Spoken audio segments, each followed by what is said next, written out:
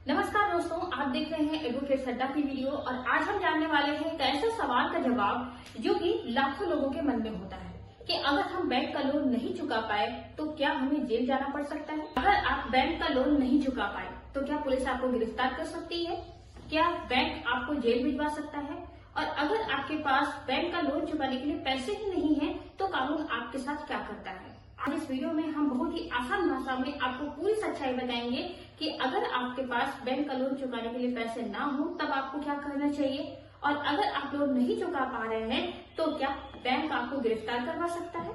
और फिर कभी कभी ऐसी स्थिति आ जाती है जब लोगों के पास पैसा नहीं होता है कि वो किस्त भर पाए। उनको डर लगने लगता है कि कहीं हमें पुलिस पकड़ के जेल में न डाल दे।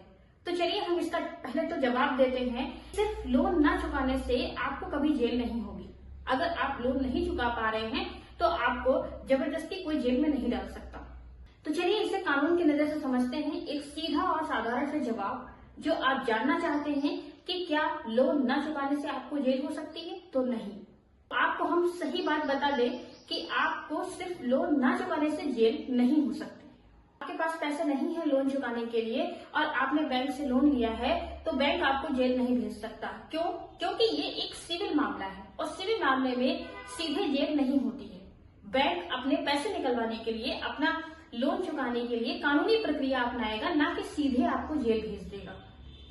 अब सवाल यह आता है कि अगर बैंक आपको जेल में भिजवा सकता है तो अपने पैसे वसूल कैसे करेगा।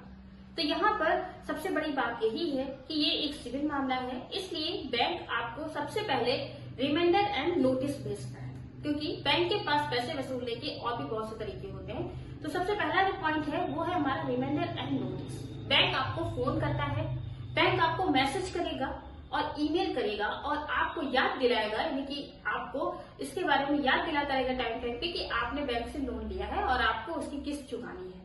तो आपको पहले तो मेल, मैसेज और फोन के थ्रू याद दिलाया जाएगा, टाइम टाइम बताया जाएगा कि आप अपनी किस्त भर दें। अब उसके बाद दूसरा जो पॉइंट आता है वो बैंक अपनी किस्त निकलाने के लिए क्या करता है, वो करता है लीगल नोटिस का यूज। जब काफी दिन तक आप बैंक की किस्त नहीं जमा करते हैं तो बैंक आपको लीगल नोटिस भेज सकता है, जिसमें लिखा होगा आपका इतना लोन है और आपको बैंक में चुकाना है, तो आप इस डेट तक अपनी किस्त जमा कर दें।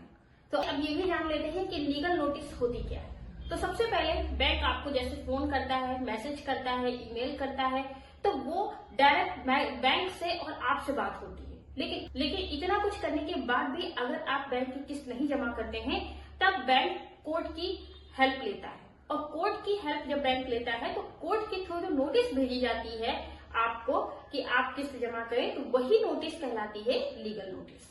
बैंक आपसे पैसा वसूलने के लिए, यानी कि अपनी किस्त वसूलने के लिए तीसरा प्रोसेस जो अपनाता है वो है रिकवरी प्रोसेस का। तो रिकवरी प्रोसेस के लिए बैंक आपको रिकवरी एजेंट भेज सकता है, कोर्ट केस कर सकता है आप पर, और आपकी संपत्ति जब्त कर सकता है। अब रिकवरी एजेंट कौन होता है? तो रिकवरी एजेंट वो व्यक्ति होता है जो डायरेक्ट बैंक की तरफ से आकर के आपसे बात करता है कि आपने जो लोन लिया था बैंक से या जिस भी संस्था से आपने लोन लिया है आप उसे क्यों नहीं जमा कर रहे हैं। बड़ा सवाल जो सबके मन में होता है कि क्या कभी जेल भी हो सकती है। हाँ, बिल्कुल हो सकती है, लेकिन कुछ विशेष परिस्थितियों में, कुछ स्पेशल कंडीशंस होती हैं, उन कंडीशंस में आपको जेल भी हो सकती है।